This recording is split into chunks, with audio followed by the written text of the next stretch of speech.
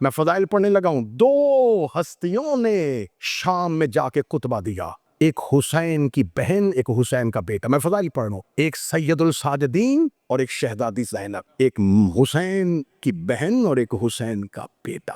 میں تقریر نہیں پڑھنے لگا، میں خطبہ نہیں پڑھنے لگا، میر صاحب لفظ کہنے لگا، دونوں کے پورے خطبے پڑھ لو، دونوں کے خطبوں میں کیا فرق تھا۔ سجاد نے بتایا کہ ہم کون ہیں، زینب نے بتایا کہ تم کون ہو۔ اس سے اچھا جملہ نہیں کہا جا سکتا۔ مولا سجاد نے بتایا کہ ہم کون ہیں اور علی کی بیٹی نے بتایا کہ تم کون۔ جاؤ جا کر دونوں خطبہ پڑھو۔ سید الساجدین نے اپنے خاندان کا تعارف کروایا اور علی کی بیٹی نے یزید کے خاندان کا تعارف کروایا۔ سجاد بتاتے رہے کہ ہم اہل بیت کون ہیں، زینب بتاتی رہی کہ تم بنی امیہ کون ہو۔ جملہ نہیں سمجھے تو میں اگلا آسان کر کے جملہ دوں۔ سجاد تولا پڑھتے رہے، زینب تورا پڑھتی رہے۔ علی کی بیٹی نے شام کے دربار، اور یہ شہزادی جو شام میں گئی، یہ بی بی ایک بہن بھائی کے ساتھ تیار رہی۔ اتنا نہ گھٹایا جائے عالیہ کی محنت کو، کہ بہن تھی جو بھائی کے ساتھ چلی گئی تھی، بڑی محبت کرتی تھی۔ کربلا میں کردار عالیہ کا ہونا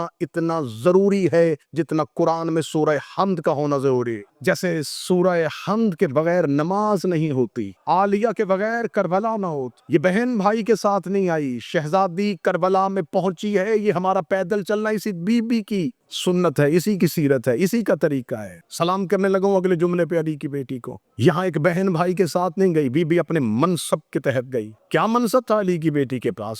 کس رشتے اور کس ناطے کے ساتھ کربلا میں گئی ہے؟ جب شہزادی کا سلام کرتے ہو، شہزادی کی زیارت پڑھتے ہو، تو شہزادی کے القابات پڑھنا۔ شریکت الحسین لقب ہے میری شہزادی کا، شریکت الحسین۔ عام شیعہ سمجھتا ہے صرف اس لیے کہ امام حسین کے ساتھ سفر میں گئی تھی۔ یہ شریکت السفر نہیں، شریکت الحسین ہے۔ یہ حسین میں شریکہ ہے، صرف سفر میں نہیں، حسین میں شریک ہے۔ جب سے حسین ہے، جب سے حسین تب سے شریکہ، شریکت الحسین، حسین میں شرکت ہے اس کی۔ تو میں زمانے کو بتاؤں کہ حسین 3 شعبان سے ہے، کہہ دیتا میں حسین 3 شعبان سے، اگر رسول کی حدیث نہ ہوتی۔ حسین منی، جو محنت میں بولتے ہیں وہ ہاتھ اٹھانا، حسین مجھ سے ہے، اس کا مطلب جب سے رسول ہے تب سے حسین ہے، جب سے حسین ہے تب سے یہ شریکت الحسین ہے۔ پھر اگر ایک جس اور ایک اڑان اور بھرنا چاہو تو کیا مطلب ہے کہ رسول 17 ربیع الاول سے اول ما خلق اللہ نوری، سب سے پہلے اللہ نے میرے نور کو خلق کیا، جب سے یہ نور ہے تب سے حسین ہے، جب سے حسین ہے تب سے شریکت الحسین۔ میری شہزادی کا لقب عالمہ غیر معلمہ، یہ لقب بی بی کو کسی شیعہ مولانا نے نہیں دیا، چوتھے امام نے بازار شام میں اپنی پھپھی کا تعارف کرواتے ہوئے کہا تھا کہ میری پھپھی عالمہ غیر معلمہ ہے، میری پھپھی وہ عالمہ ہے جس کا کوئی معلم نہیں ہے۔ آسان کر کے جملہ کہوں، ان پڑھوں کے گھر میں کوئی کہے کہ میں نے کسی سے نہیں پڑھا تو سمجھ آتا ہے، ان پڑھوں کے گھر میں کوئی کہے کہ میں نے اپنے گھر میں کسی سے نہیں پڑھا تو سمجھ نہیں آتا ہے۔ جس گھر میں سارے ہی پڑھے ہوں اور کوئی اس گھر میں کہے کہ میں نے کسی سے نہیں پڑھا، جو ہاتھ نہیں اٹھا، یہ علی کے گھر میں غیر معلمہ ہے، یہ باب علم کے گھر میں غیر معلم ہے۔ 5 سال یہ شہزادی پلی ہے رسول کی گود میں، رسول کے ہوتے ہوئے غیر معلمہ، علی کے ہوتے ہوئے غیر معلم، امام حسن، امام حسین، سید الساجدین، امام محمد باقر علیہ السلام، ان آئمہ کے ہوتے ہوئے غیر معلمہ۔ کتنی فضیلت ہے اسی ایک لقب میں، عالمہ و غیر معلمہ، جو اہل بیت کے گھر میں رہ کے بھی غیر معلمہ ہے۔ اگر ہضم کر سکو اور برداشت کر سکو تو میں عالمہ غیر معلمہ کا اپنے عقیدے میں اگلا ترجمہ کر دیتا ہوں، اللہ کی شاگردہ۔ میں غیر معلمہ کے بعد میں کیا کہوں کہ جس کا کوئی بھی یہاں معلم نہیں ہے تو اس کا مطلب ہے اللہ کی شاگردہ۔ سر نہ ہلانا اور اگلی سطر سن لینا، وہی صرف نبیوں کو ہوتی ہے، یہ اللہ کی شاگرد، عالمہ تو غیر معلمہ۔ اس بی بی کا لقب امینہ امامت، اللہ کی امامت جیسی امانت جس کے گھر میں ہو اسے امینہ کہتے ہیں۔ یہ شہزادی امینہ ہے۔ مکہ کے لوگ نبی کو امین کہتے تھے اس لیے کہ اس کے پاس اپنی امانتیں رکھواتے تھے۔ جس کے پاس کافر اپنی امانتیں رکھوائیں اسے مصطفیٰ کہتے ہیں۔ جس کے پاس اللہ اپنی امامت رکھا ہے اسے امینہ امامت کہتے ہیں۔ اس شہزادی کا کردار کربلا میں اپنے منصب، اپنے عہدے کی وجہ سے ہے۔ آؤ دیکھیں کیا عہدہ تھا علی کی بیٹی کے پاس، کتنا بڑا عہدہ ہے کہ اس بی بی کا اسم مبارکہ ہی بتاتا ہے کہ اس کے پاس کتنی فضیلتیں ہیں۔ زین اب باپ کی زینت، قرآن کہتا ہے کہ بیٹے ماں باپ کی زینت ہوتے ہیں، حسن حسین کے ہوتے ہوئے باپ کی زینت ہے۔ کسی گھر میں بیٹا نہ ہو تو وہ تو کہہ سکتا ہے کہ میری بیٹی ہی میرا بیٹا ہے. جس کے گھر میں حسن بھی ہے، حسین بھی ہے، عباس بھی ہے، لیکن زینت باپ کی پھر بھی یہ ہے. لفظ بدلتا ہوں، جو رحمان کی زینت ہے یہ اس کی زینت. یہ شہزادی ہے امینہ امامت. بس ایک سطر گزرتے ہوئے پڑھنے لگا ہوں. کون سی امانت تھی اس بی بی کے پاس؟ سید الساجدین کا کربلا میں چند لمحوں کے لیے خاموش ہو جانا. اس کے لیے لقب مشہور کر دیا بیمار کربلا. تو کوئی بچہ یہ نہ سمجھے کہ شاید معاذ اللہ العیاذ باللہ کہ سید الساجدین جیسے ہم لوگ بیمار ہوتے ہیں ویسے امامت بیمار نہیں. امامت کے ہاں ایسی بیماری نہیں ہوتی. چند لمحوں کے لیے آنکھیں بند ہوئی تھیں، حکمت پروردگار تھی. آنکھیں کھلی ہوتی تو صدائے حل من پہ لبیک واجب تھا. مولا سید الساجدین کی چند لمحے کے لیے آنکھیں بند ہوئیں، اور یہ آنکھیں بالکل ایسے ہی بند ہوئیں کہ جیسے رسول معراج پہ گئے اور کنڈی ہلتی رہی. نظام کائنات تو حرکت میں تھا لیکن سید الساجدین کی آنکھیں بند ہوئی. یہاں مصائب کے عنوان میں ایک لفظ پڑھا جاتا ہے کہ جب سید شہداء امام حسین کی شہادت ہوئی تو یہی بی بی خیمے میں گئی ہے اور اس میں جا کے شانہ ہلایا ہے اور ہلا کے کہا ہے سجاد جاگیے اب آپ امام ہیں. یہ لفظ ایسے ہی ہے کتاب میں کہ بی بی نے جا کے سید الساجدین کو کہا اب آپ امام ہیں. اس کا مطلب ہے کہ شہادت حسین سے لے کے سید الساجدین کی آنکھیں کھلنے تک جس نے امامت والی امانت کو اپنے پاس رکھا اور شانہ پکڑ کے ہلایا اور ہلا کے کہا. اور پھر اگلا جملہ کیا کہا؟ بی بی نے اگلا جملہ دے کے کہا سجاد اب آپ بتائیں جل کے مرنا ہے یا باہر نکلنا ہے؟ عالمہ غیر معلمہ یہ سوال کیوں پوچھ رہی ہے؟ یہ سوال نہیں تھا، یہ سید الساجدین کی امامت کا اعلان تھا. بی بی زمانے کو دستور دے رہی تھی کہ میں عالمہ غیر معلمہ ہو کے بھی امام سے پوچھتے جل کے مرنا ہے یا باہر نکلنا ہے. اتنا ضروری ہے حکم امام کی اطاعت کرنا کہ آگ خیمے کے اندر بھی آ جائے تو مرضی امام پوچھ. اللہ پھر کہنے لگا اتنا ضروری ہے شیعہ مذہب میں امام کی اطاعت کرنا کہ آگ خیمے کے اندر بھی آ جائے تو امام سے امام کی مرضی پوچھو کہ امام کیا چاہتا ہے. شہزادی نے پوچھا جل کے مرنا ہے یا باہر نکلنا ہے؟ سید الساجدین نے آنکھیں کھلی. جب بند ہوئی تھی تو باپ ودا کر رہا تھا. جب آنکھیں کھلی اب مولا سجاد کا پہلا جملہ تھا بابا کہاں ہے؟ یقیناً اگر شہزادی اس کا جواب دیتی بی بی بتا دیتی کہ بابا مارا گیا. سجاد اگلا سوال پوچھتے اکبر کہاں ہے؟ بی بی بتاتی مارے گئے. سجاد پوچھتے اصغر کہاں ہے؟ عباس کہاں ہے؟ بی بی نے سجاد کو اتنے سوال کرنے ہی نہیں دیے. مولا سجاد نے پوچھا بابا کہاں ہے؟ بی بی ماتھا چوم کے کہتی تیرے اور باکر کے سوا ہمارے گھر میں کوئی مد. اللہ نہ کرے کسی ماں کو اپنے بچے کو یہ بتانا پڑے کہ میرے گھر میں تیرے سوا کوئی نہیں. اس وقت عراق کا ٹمپریچر بہت تیز ہے. ظاہر کو چپ کرتا ہے عبادت رات میں کروں دن میں آرام کروں. اے حسین کے زاداروں میں ہاتھ باندھ کے پوچھتا ہوں گرم سڑک پہ چلنا اور ہے خیموں کے انگاروں پہ چلتا. یہ آگ میں چلی ہے. آگ میں چلتے ہوئے کا سجاد تیرے اور باقر کے سوا میرے گھر میں کوئی مرد نہیں بچا. سجاد آگ قریب آ رہی ہے. سجاد جلدی بتا کیا کرنا. مولد میں رات کی آواز ہے اماں اللہ نے عورت کو بال اس لیے لمبے دیے وقت مصیبت اپنے بالوں سے اپنا چہرہ چھپا لے. اگلا سوال سنو گے تو پوری مشی پہ گریا کرو گے.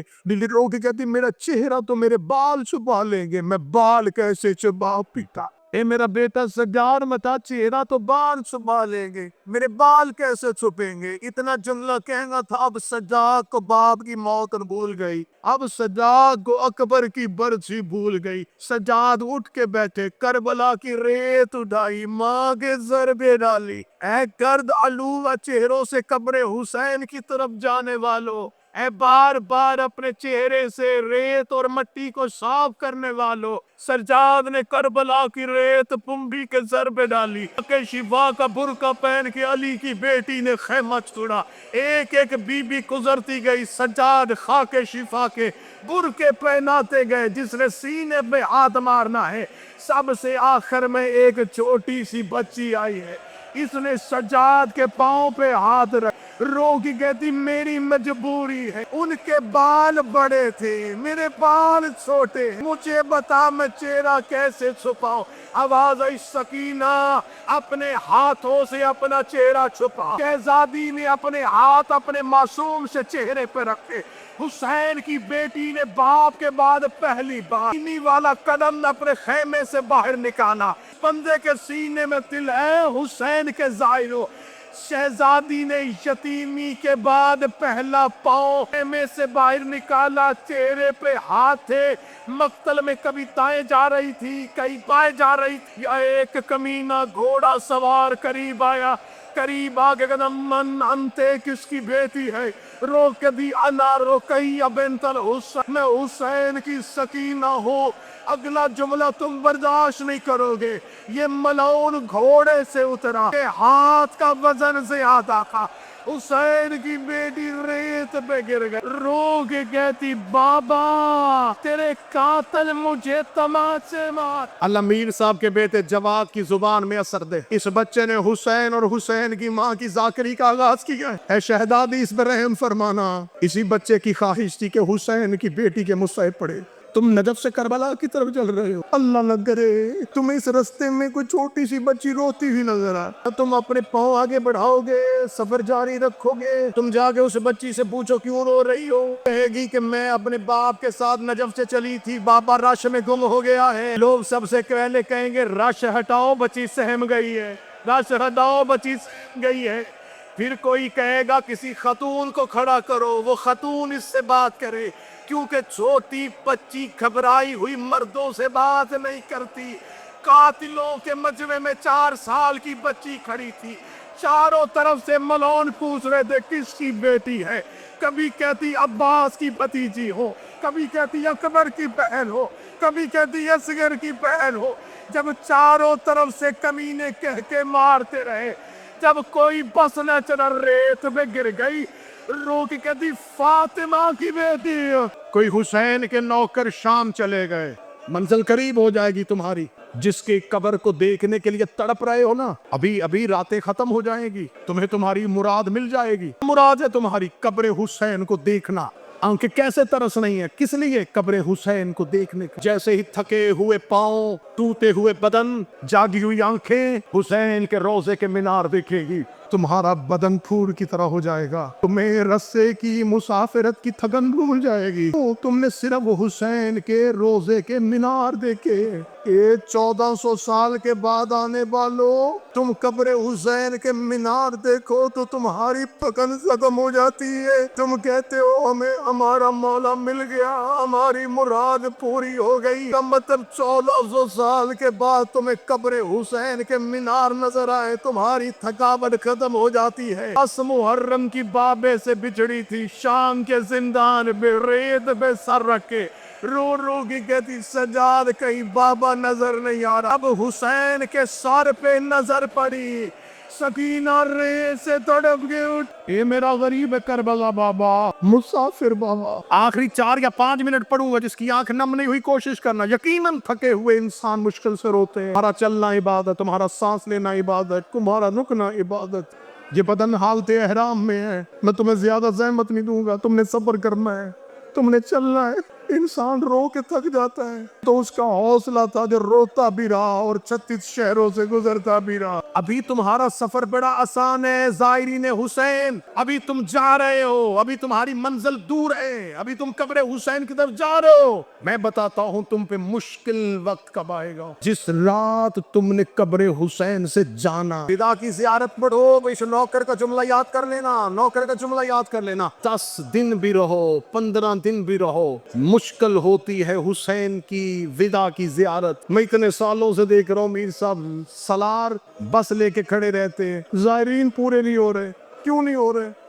کوئی کہتا میری ماں حرم میں گئی ہے، کوئی کہتا میری بہن مولا عباس کے حرم میں بیٹھی ہے۔ کیا 7 دن رہنے سے تمہاری آنکھیں ٹھنڈی نہیں ہوئی تھی؟ لیکن بچھڑنا، بچھوڑا، جدائی، حسین سے جدا ہونے کا لمحہ بڑا اذیت ناک ہوتا ہے۔ مومن بار بار حسین کی زری کو دیکھتا ہے، چاہے پھر قبر حسین کو دیکھتا ہے، رو رو کے کہتا مولا پتہ نہیں دوبارہ آؤں یا نہ آؤں، مولا میرا دل نہیں بھرا، مولا میرا دل ابھی نہیں بھرا، مجھے اپنے پاس رکھ لے، مولا تجھے بچھڑنے کو دل نہیں کرتا۔ یہ جملہ تمہیں آخری دل لائے گا جو میں آج پڑھنے لگا ہوں، پر سے اٹھنے لگو اپنے ذہن میں یہ جملے کو لینا۔ آج حسین کا سونے کا گنبد ہے، حسین کا حرم ہے، حسین کے خادمین کھڑے ہیں، آباد ہے حسین، آج آباد حسین چھوڑتے ہوئے تمہیں اتنی تکلیف ہو رہی ہے۔ اب بتاؤ، جب کٹی ہوئی لاشیں پڑی ہوئی تھی اور ایک بہن درمیان سے گزر رہی تو رو رو کے کہہ رہی تھی حسین میں تیرا لاشا بغیر کفن کے چھوڑ کے جا رہی ہوں، حسین اللہ جانے دوبارہ آؤ یا نہ آؤ، حسین میں تیری لاش بغیر دفن کے چھوڑ رہی ہوں، مجھے بول کے بتاؤ آباد حسین چھوڑنا آسان ہے؟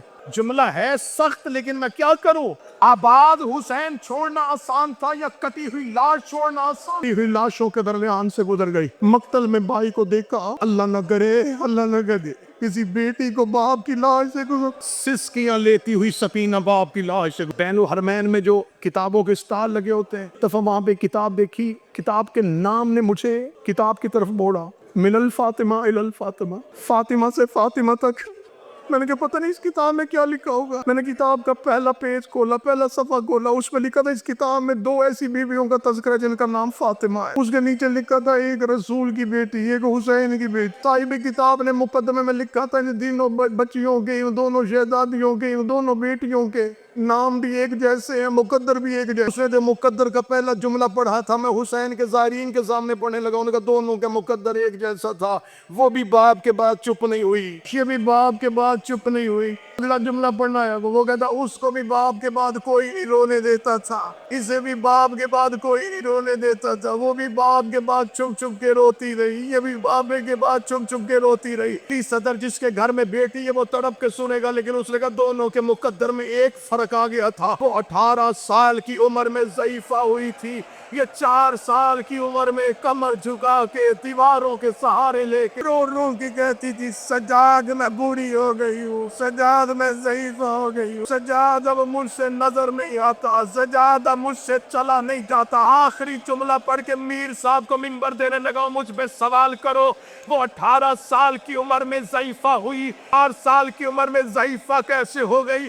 وہ جو 18 سال کی عمر میں اپنے ہاتھ سے تسبیح پڑھتی تھی، سے صرف ایک تعزیہ نہ لگا تھا اور وہ دائیں ہاتھ سے تسبیح نہ کر سکی، کربلا سے لے کے شام تک شمر کے ہاتھ میں لوہے کا تعزیہ نہ تھا، ہر موڑ پہ حسین کی بیٹی سمیر پہ کرتی رو کے گدی سجاد میری پسریاں شہید ہو گئی، میرا چہرہ زخمی ہو گیا، میرے ہاتھ زخمی ہو گئے، میرے رخسار زخمی ہو گئے، سجاد میں سکینہ مر گئی، سجاد میں سکینہ قتل ہو گئے، سجاد میں بابے کی لاڈلی بیٹی